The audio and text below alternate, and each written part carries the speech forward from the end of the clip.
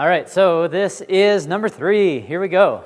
So we're going to talk about challenging words. Hapax legomena. Isn't that a cool phrase? Hapax legomena. So if you say that, now you know a little bit of Greek too. So you've already learned 50% of the Old Testament. And now you know hapax legomena too. So that's pretty good, right? All in like 3 days. So hapax legomena are words that show up one time. And that's what we're going to be looking at. This is one of those funny factors that we don't often think about in terms of translations. I had a funny conversation with Ruth right around the time that we first got married. My major was business management originally, and hers was geography. She was much more into the social sciences than I was. But in terms of academically, I loved history. So did any of you ever go to used bookstores? They're awesome, right? They just don't you just feel like you could live in one? I would love that. So anyway, we went to a used bookstore, which was great because the books were all 50 cents. I couldn't believe it. So we were there, and I saw this American history book, and I said, "Wow, Ruth, look at this American history book. It's only 50 cents." And she said, "Well, yeah, but it's from the 1970s." And I was like, "Well, who cares? Why does that matter? History happened a long time ago. Whatever, it's good until 1970. And she just looked at me and was like, "No, that's not how it works." And I thought, okay, whatever. And I bought it anyway. So I didn't understand. I didn't get what she was talking about, what it meant. And as it turns out, she was right, which is that happens a lot. So my point in telling this, I told another story. Look at that. Well, there you go. No more after today. Okay. So my point in saying that was that history and just understanding of history, it changes. I think a lot of times we think of history as kind of like a static thing, that here's history and that's that. It happened a long time ago. We know about it. The end.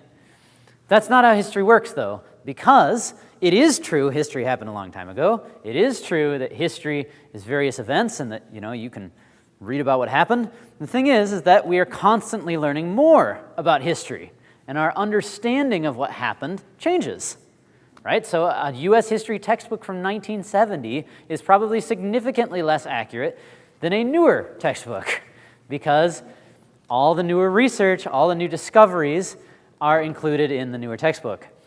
So that was a really big kind of paradigm shift for me, and it's interesting to see how that relates to Bible translation, because translations, like a translation of a word that we may have done a long time ago, switches or gets more nuance as you learn a little more about other languages and how different words are used. So let's take a look at how this works. Okay. Here's what we're going to talk about. Hapax legomena. We're going to talk about some changes and discoveries, and then a long process. So by a long process, I mean it takes a long time for scholars to learn and understand new languages that affect the Bible. So that's what we're going to see. Here's the main message. So we had, first of all, translation is complicated, right? Translation is biased. And now we have translation needs constant revision. That's an interesting one. Translation needs constant revision. And here's the unfortunate piece. I don't know if you've noticed this. A lot of times when translations get revised, they don't actually change their name. Anyone seen that happen before? Yeah, the New American Standard, new translation just came out 2020, right? But it's still NASB. Yeah, we use the 1769 version of the King James. So what's funny about that is it had been revised a ton of times before that. So before 1769. But they just never changed its name, so when you read the King James, you think you're reading what it said in 1611, but you're actually not. So it's one of those funny things about it, right? So it's unfortunate that the New King James translators decided to call it the New King James, because if they had just called it the King James, right, it would have still been in the same, line of I don't know what you call it. You're not going to call it a birth. Yeah, lineage. Thank you. Same lineage. It's hard, giving 4 classes in a day. You forget words. Okay, So that's the idea. A lot of translations get revised, and you actually have to look at the front of your version to see, oh, do I have the NIV 1984, or do I have the NIV 2011, right? Which one? They're both just called the NIV. So, you can probably tell from the cover, too, but because things from the 80s look very different from things from 2001 or 2011. But it's one of those funny things that a lot of times translations are being revised, and you don't actually realize that they are, because the translators don't change the name. They don't tell you that. Okay. Here's your why question. Why does the discovery of Ugaritic have anything to do with the Bible? Why do we care? Right? Some people a long time ago lived in a city named Ugarit. Why does that affect my life at all? They're dead. The end. Right? Like, that's how it kind of feels, but that actually isn't the case. So here's hapax legomena. Let's talk about this. This is it in Greek, hapax legomena. It's plural, so if you wanted the singular, it would be hapax legomenon. That's the singular form. What it means is being said once. So that's the translation. So, you don't have to call them this, but if you're ever, wanting to know more about it, and you Google it, that's what you're going to have to Google, hapax legomena. You don't have to write it in Greek. That is okay. So if you write out hapax legomena, you can find a lot of resources and information about it. Okay, here's a definition. Words that are said only once in Scripture. Words that are used only once in Scripture. So pretty straightforward definition. And there's a lot more of these than you would actually expect. For instance, here's a list of the hapax legomena in the Gospel of Matthew. This is, I know you can't read these at all. Hopefully you can just, see all the lines. Okay. Each line is one word. So this is the reference. Here's the Greek. Here's the translation. This is Matthew 2 through Matthew 12. Here's Matthew 12 through Matthew 22. Here's Matthew 22 through Matthew 27. And 27 to 28. That's a lot, right? That's a lot of words that only ever get used one time in the Bible. And that's just the Gospel of Matthew. So now, if you look at how many there are in the entirety of the New Testament, just take a look at this. So there's 89 hapax legomena in Matthew. Mark has 67. Luke has, ready? 221, because he was a doctor, right? So he liked to use big words. I'm being serious too. That's one of the funny things about Luke. John uses 68. Acts uses 326, because it was Luke, right? Romans uses 85. 1 Corinthians is 79. 2 Corinthians is 64. Galatians is 28. Ephesians is 35. Philippians 36. Colossians 32. 1 Thessalonians 18. 2 Thessalonians 8. 1 Timothy 65. 2 Timothy 46. Titus 27. Philemon 5. Hebrews 126. James 53. 1 Peter 55. 2 Peter 47. 1 John 1. 2 John 1. 3 John 2. Jude 14, Revelation 74. Do you notice anything about authors and their uses of these words? John doesn't use very many. Yep. So what Peter was talking about them being Jewish or not, that's one interesting thing. You can usually tell when Greek was not their first language. Yep. So John doesn't use very many. Luke uses it a lot. By the way, this also affects how easy these books are to read in Greek. So if you ever decide to learn Greek, you want to start in the Gospel of John. You do not want to start in Luke, because you'll get really confused. Okay, so there's a total of 1,672 hapax legomena in the New Testament. That's a lot. So these are the ones that are the most: Luke, Acts, and Hebrews, and James and Timothy. These are the ones that are not very much.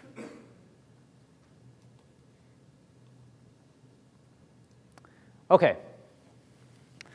So, interestingly, just in terms of an analysis of the Greek, you'll notice that a lot of what we've just seen with these hapax legomena helps differentiate whether or not scholars determine that their Greek is good Greek.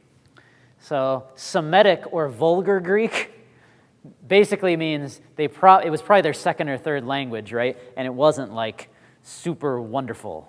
People wouldn't read it and say, wow, I love hearing this. Like it was that kind of thing. Which is funny, we don't normally think about that kind of stuff when it comes to the Bible. Interestingly, I was just having a conversation with Jay at lunch about textual variants. There's variants in some of the texts, and some of them are even just ways that like John spells his name. John doesn't spell his name in a consistent way. So sometimes he has a certain letter in it, sometimes he takes it out. It's fascinating just to kind of see. It doesn't mean it's wrong or anything like that. It's just different than how we would do things, right? Because we have this like crazy emphasis on precision nowadays. But back then, it wasn't that way. So you have Semitic or Vulgar, which is usually most of the stuff with John, Revelation. You have conversational, which is mostly what Paul writes. And then you have what's called literary koine, which would be like, this is beautiful to my ears, kind of thing. So that would be Hebrews, Luke, Acts, those kind of ideas. Now the question is, though, why do hapax legomena make translation more difficult? Couldn't a translator just look it up in his lexicon? Well, the problem is, where do the lexicons get their definitions?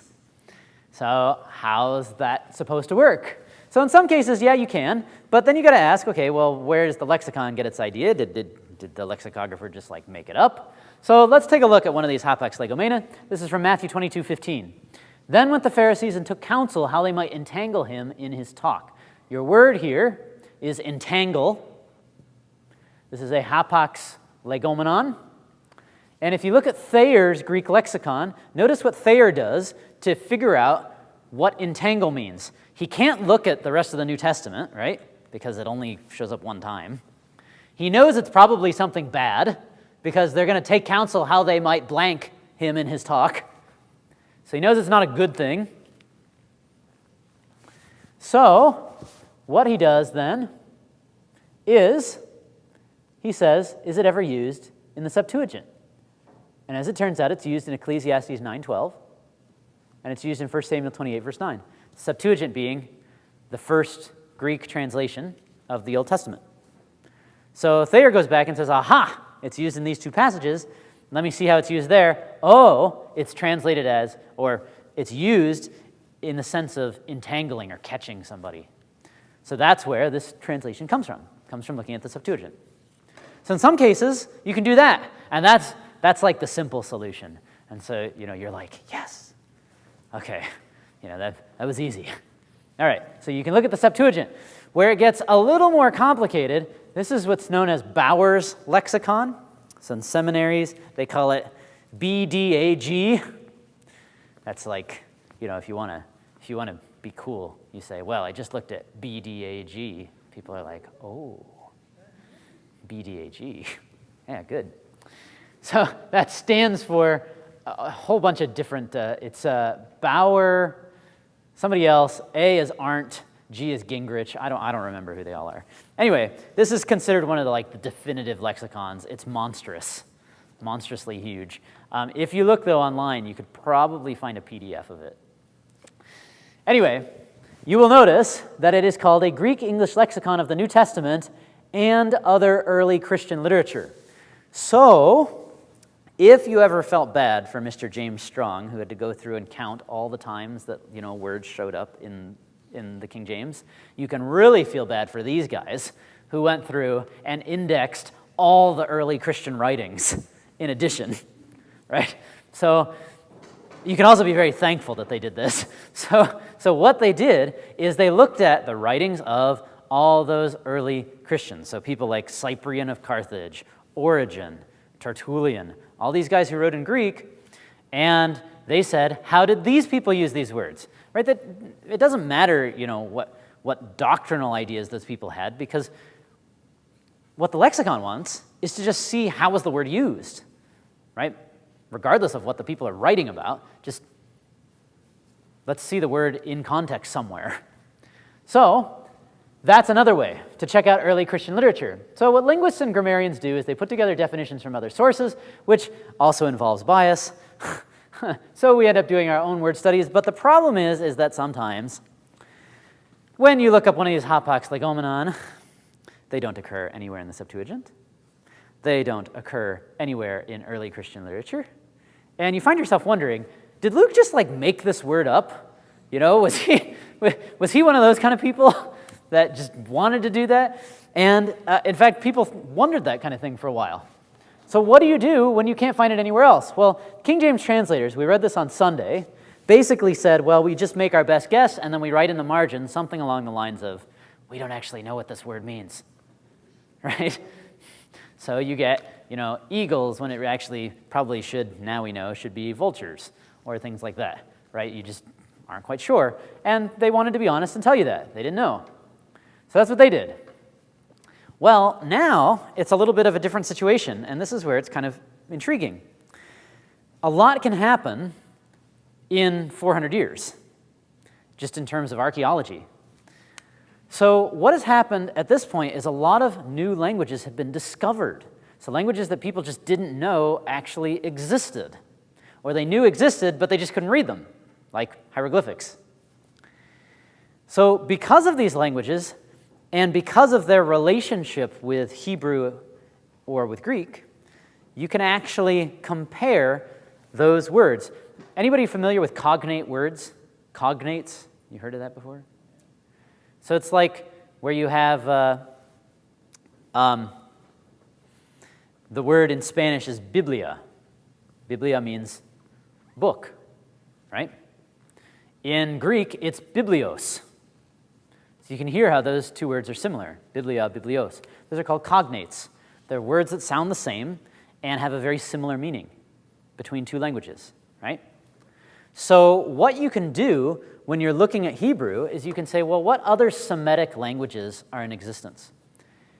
And do they have any cognate words? Now, you're not just going to say, oh, look, this word is a cognate in Assyrian, so therefore this is how I'm going to translate it, the way that the word's used in Assyrian. But you're going to say, how's it used in Assyrian? How's it used in Coptic? How's it used in Ugaritic? And a lot of times what you're going to notice is, oh, these languages all use the word in the same way. So therefore, the Hebrew meaning is probably very similar. So that's what you end up doing, and that's why these discoveries are so interesting. So this is from a book about about biblical interpretation. It says, consult the various cognate languages to find additional, including contrasting usages, especially for those words which occur infrequently, those hapax legomena. For Hebrew, one may often consult the grammars and lexicons for Ugaritic, Acadian cuneiform, Arabic, Aramaic, Egyptian hieroglyphics, and at times even Coptic. So we're going to talk about these three, Ugaritic, Akkadian, and Egyptian. Okay, this just says the same thing, and it's really big. I don't want to read it. But that's basically what it tells you. So you look at these other languages, and that is how you figure out what do these hapax legomena mean. Okay. Arabic, Aramaic, Akkadian, and Ugaritic. Same kind of stuff. So, for instance, here's an example of how this gets used. In Genesis 41:43, translators didn't know how to translate this, bow the knee.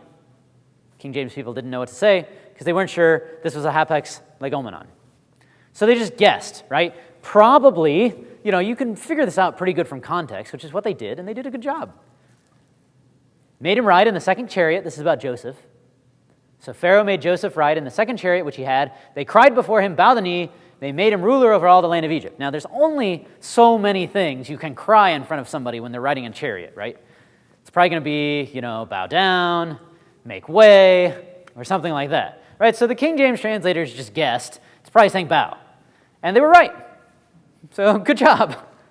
Now, since we have discovered some of these other languages, we've realized that there's cognates, and the cognates translate to bow down. So good job, KJV, guys. So the New Living will say bow down, NIV will say make way, sort of along those lines. And here's from the Brown Driver Briggs Lexicon, they explain that the Coptic means prostrate thyself, the Egyptian means give attention, and the Assyrian is maybe a title like Grand Vizier, but that's not really something that you yell out in front of people, so that didn't really, that didn't really make it in.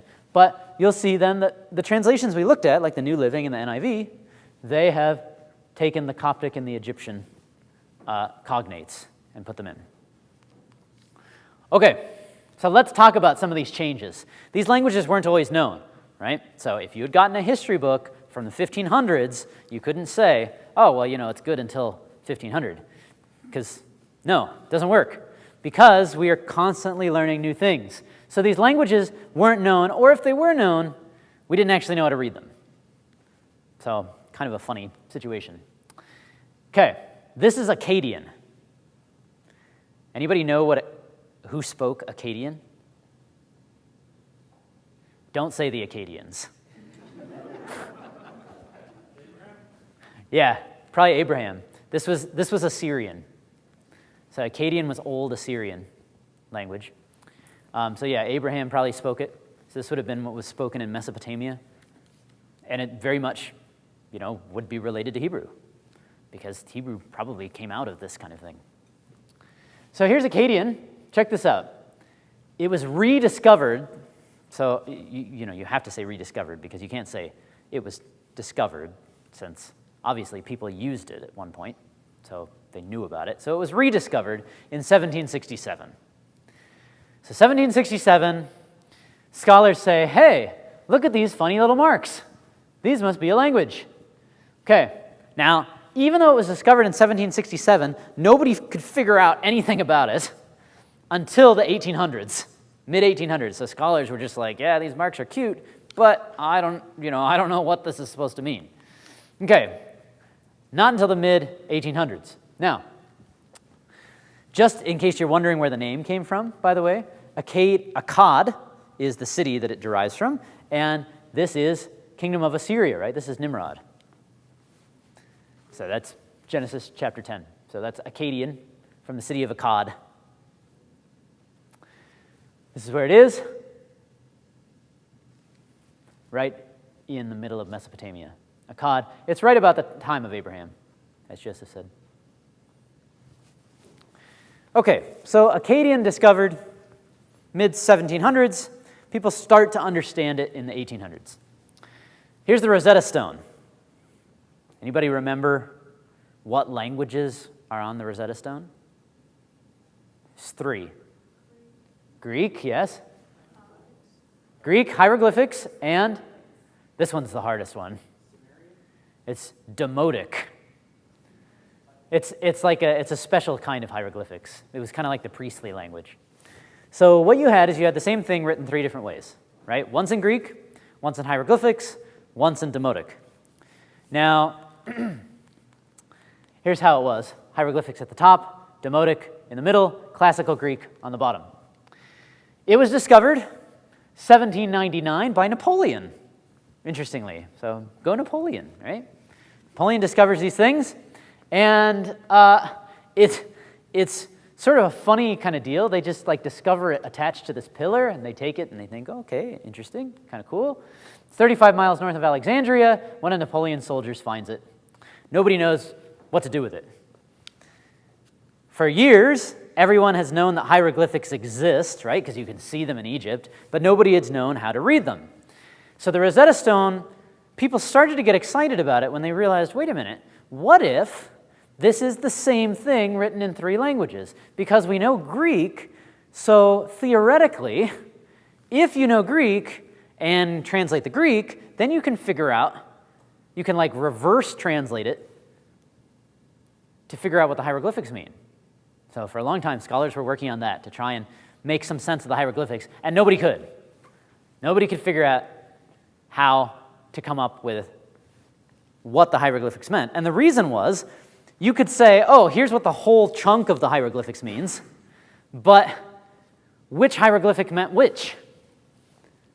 Nobody knew.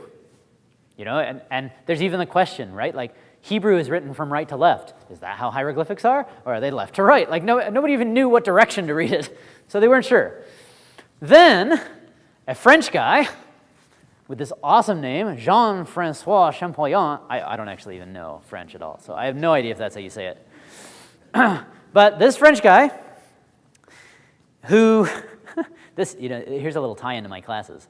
He was known not for being the guy who deciphered the Rosetta Stone, by the way. He has gone down in history as a scholar that was so anal that nobody ever wanted to work with him. So there you go. Is that how you want to be remembered? So that's what he has gone on to do. Oh, and by the way, he also decoded the Rosetta Stone. Okay, so this was him. He recognized, oh, you know what? I see the names of kings in the Greek, kings and queens, and I also see these interesting, circled things in the hieroglyphics. What if, he just had this crazy theory, what if those were the names of the kings and queens? And they're circled because, they're special. Turns out he was right. But, nobody really wanted to acknowledge that or, work with him to figure out more things. So he had to try and do it all on his own. So he figures out the Rosetta Stone, which allows people to start to understand hieroglyphics. Now, what's crazy about this is it took decades of research, probably partly because it was a lot of done by one person, and as there are over 700 symbols, right, we only have I don't even know how many letters we have. I do too many languages. How many letters are in the alphabet?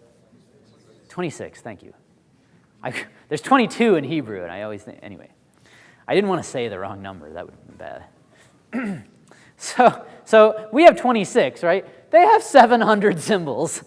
And so this is why hieroglyphics are complicated. And we're still figuring them out. This thing was found in 1799.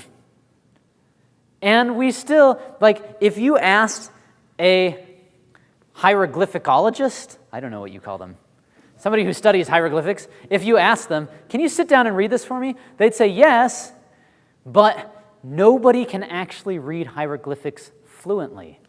Isn't that weird? Because they're so, not typical that we still read them slowly and have to, decipher them. So, again, my point is, this stuff takes a long time. Okay, here's Ugaritic. This is actually a really funny story. French archaeologists were working in the, Lebanon area, and they were just digging, not looking for a new city, but they come across a tablet like this, and they say, oh, this is interesting. Do you think this is writing? This is 1929, right? Oh, do you think this is writing? And the other guy's like, yeah, probably, writing. They look at it, they bring it back, study it, they realize nobody's ever found any writing like this before. So they keep digging, and they say, oh, look, this tablet was found in a house. They keep digging. All of a sudden, they realize they've discovered a long-lost city. In fact, a civilization, because it was a city-state. And that's the city of Ugarit. It was probably an Amorite kingdom, it's believed. Amorite kingdom. And the reason that this is interesting is because it's believed that Ugarit was likely the closest neighbor that interacted with Israel. So Baal was a major Ugaritic god. Fascinating. So a lot of the Ugaritic rituals, scholars have been able to decipher Ugaritic, and a lot of the Ugaritic rituals made their way into Israel. When Israel was bad. So, interesting story. It's thought that it's an Amorite language. It's like Hebrew, it has no written vowels. It's right up there.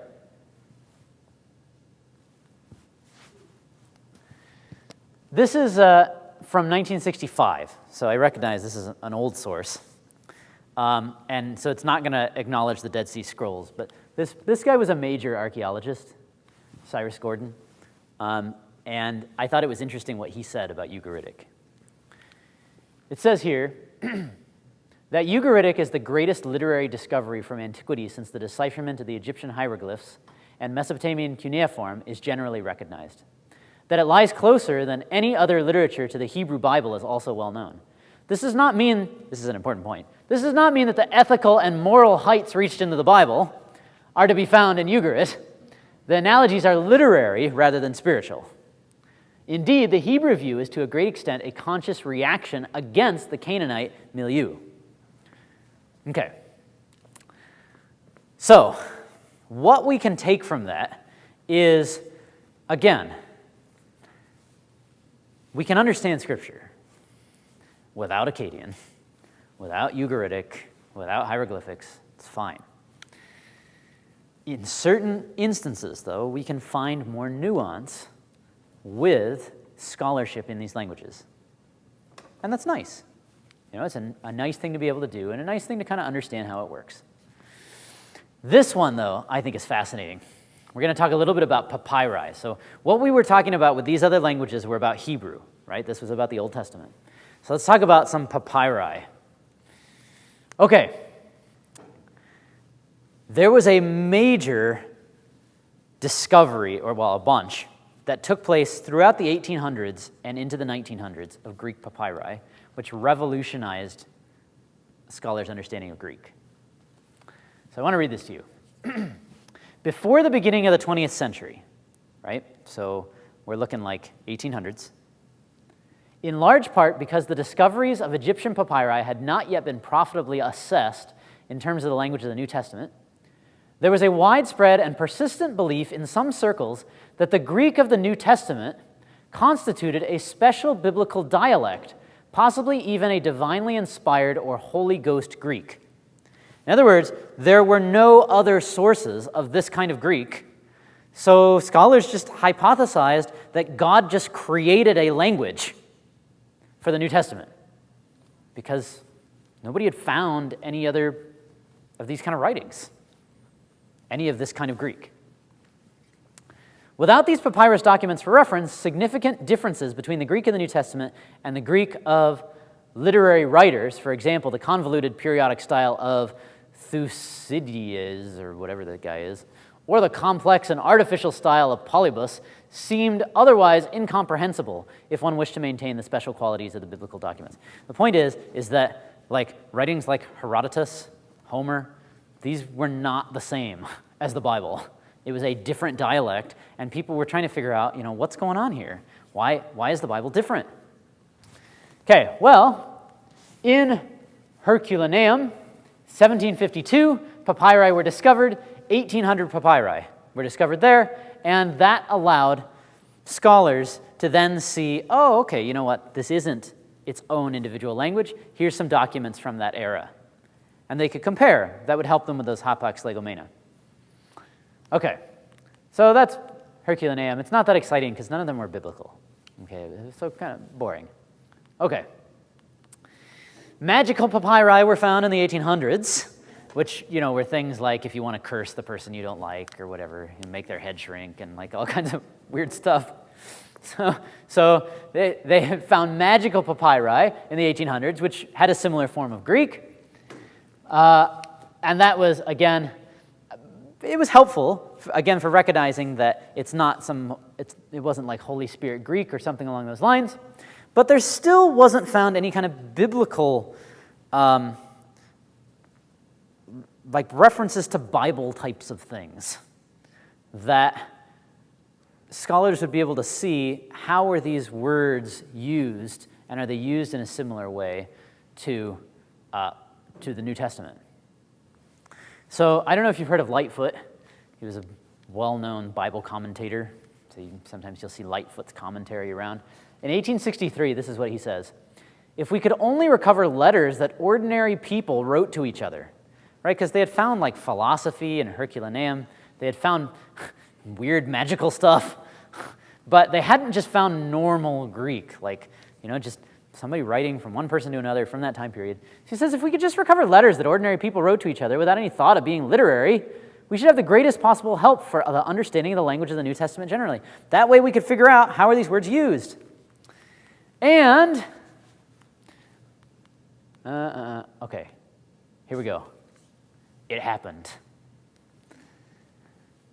Late 1800s, 1896, these two guys, Bernard Grenfell and Arthur Hunt, decided to go pull an Indiana Jones. So they flew down to Egypt on a theory. This was their hunch.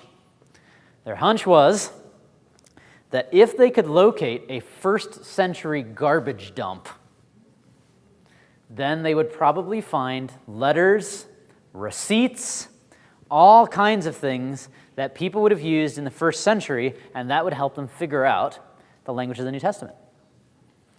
So they fly down to a place called Oxyrhynchus, which if you don't think that's a cool name, I don't know what to do. Oxyrhynchus. So they fly down to Oxyrhynchus in Egypt, and they bring a team with them. They start digging. They're looking at the garbage dumps. Here they are, digging, digging, digging. They dig for 3 weeks, find nothing. Then somebody says, I found something. They take it out, and they start to read it, and it says, and Jesus said, and they go, ah! No, I don't actually know what they did, but they probably did that. It turns out it was the sayings of Jesus. It's actually part of the Gospel of Thomas. It's Gnostic, so it wasn't part of the Bible. But it was interesting because it was a similar genre, right? Similar genre, and from the same time period. So they get really excited. They say, okay, everybody dig. So they start digging and digging and digging. They dig for almost a decade. And you ready for this? They unearth 100,000 papyri. Okay, 100,000, including one of the oldest manuscripts of the Bible ever. It's part of Matthew from the 2nd century. Okay, hundreds of thousands, and here's what's crazy about it. This is like what gets me every time. There is such a dearth of Greek scholars that these hundreds of thousands of papyri that were found in the early 1900s, you know where they are? In a room, in a box in the British Museum, waiting for someone to translate them. So they're all there, they've been discovered, but people haven't been able to go through them all. Like what has been gone through has been incorporated into the latest scholarship, but there's still a ton. In fact, look at this. There are, in fact, so many papyrus leaves and fragments that in 2011, the Oxyrhynchus team at Oxford University launched a project called Ancient Lives, which was designed to crowdsource transcriptions of unedited papyri, to provide a sort of top of the funnel to the huge mass of papyri that have yet to be studied to prioritize the remaining papyri for further study.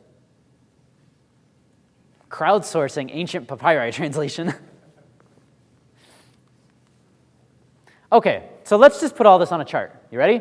Acadian is discovered right around there. The Rosetta Stone is discovered right around there. Greek is connected to papyri vocabulary right around there, so this is like Oxyrhynchus stuff. Oxyrhynchus happens right around there. Ugaritic discovered 1929. Now, here's some translations. KJV is translated then. KJV is updated then, right after Acadian is discovered. The RV is translated and Strong's is published just before the Oxyrhynchus discovery. The RSV is translated just after Ugaritic is discovered. The NIV is then translated. The ESV is then translated. The NASB is then updated, which is the latest one, 2020. So this is kind of interesting, just in terms of looking at like what translations incorporate what scholarship. And then just keep in mind, right, sometimes it takes 50 to 100 years for the scholarship to be incorporated. Like with Oxyrhynchus, we're still waiting, right? So it's one of those interesting things that, again, use multiple translations, but I think it's just helpful to recognize what translation is going to include what. Okay, now I just want to jump over here to just show you, oh, that's funny. It was actually the next slide. Okay. So here's, that's what I just said. All right, so I want to give you an example of how this works, because I really want to leave you with, like, I don't think we should ever feel a lack of confidence in our Bibles. We have incredible translations. So I don't think we should feel like is my translation bad, or is it accurate? Yes, it is. It's accurate. It's good. So I want to just give you an example of what kind of changes does this mean, just so you can kind of feel it out a little bit. and see that it's really just details. This is not something that's going to change your life. Okay, this is the Bishop's Bible from 1568. Okay, Jacob sends his children to Egypt, and he sends them with a gift. So notice what they bring. Sorry, this is how they spelled things back then, so it's going to be a little complicated, but we got this. Okay, Genesis 43:11 in the Bishop's Bible says, "Their father Israel said unto them, If it must needs be so, now then do thus: take of the best fruits of the land in your vessels, vessels, and bring ye man a present, a curtsy of balm, a curtsy of honey, spices and myrrh, nutties and almonds." Okay, so that's what they're supposed to bring, right? Geneva Bible from 1599 says the same thing. Rosin, which is, I guess, balm, honey or honey, spices and myrrh, nuts and almonds. King James, 1769, so this is updated, so we don't have to read like that anymore. A little balm, a little honey, spices, myrrh, nuts, almonds. So you will notice that these older translations are going to translate it as balm, honey, spices, myrrh, nuts, almonds. Pay attention to number 5, nuts. Okay? Here's the New King James from 1982. New King James says, a little balm, a little honey, spices, myrrh, pistachio nuts, and almonds. Do you notice what changed? Pistachio nuts. Does that change your life? No, right? It does not. But is it more accurate? Yeah. So that's the thing, right? Nuts versus pistachio nuts. Okay. So that's what we're talking about here, right? This is like intricacies. But we care about accuracy. So that's why we look at these kind of things. So Genesis 43:11, here's the NIV. You'll notice it says pistachio nuts. Same thing. Here's the Net from 2017. Pistachios. So balm, honey, spices, myrrh, pistachios, and almonds. So the question is, where did pistachios come from? Right? How did it go from nuts to pistachios? Well, it all has to do with the discovery of these languages that we talked about. So here we go. Let's look at the story of the pistachio. All right. This is botnim is your word. Now, I want to show you Gesenius, right? Maybe you've used Gesenius before. Gesenius is interesting because here's his story. Gesenius was first published in Latin in 1833. It was translated into English in 1857. So these are our times, okay? 1833, 1857. And here's what Gesenius says, which I think is fascinating. He says, this is talking about the pistachio. Now, you would expect him to then explain, here's why I think that, because, Gesenius is good at that. You will notice he doesn't do that. He says, it's the pistachio. This word is unknown to the other cognate languages. So he just says, it's the pistachio. I don't know why. Basically, right? That's what Gesenius says, and that's the end of the story. Okay, so he doesn't give a reason. Now, Strong's, so Strong comes along, he bases his lexicon on Gesenius, and so he's published in 1890, and he just says it means a pistachio nut. There you go. Okay, no reason, but Strong doesn't really usually give reasons. Okay, the question is, why? Did Gesenius just make this up? He didn't give any reason. So why did it become a pistachio? Well, this ambiguity here is reflected in translations from the 1800s, right? Because that's when Gesenius and Strong were writing. So people thought it was a pistachio, but they weren't really sure. They didn't have very good proof. So if you look at translations of the 1800s, you'll notice Young's literal says nuts.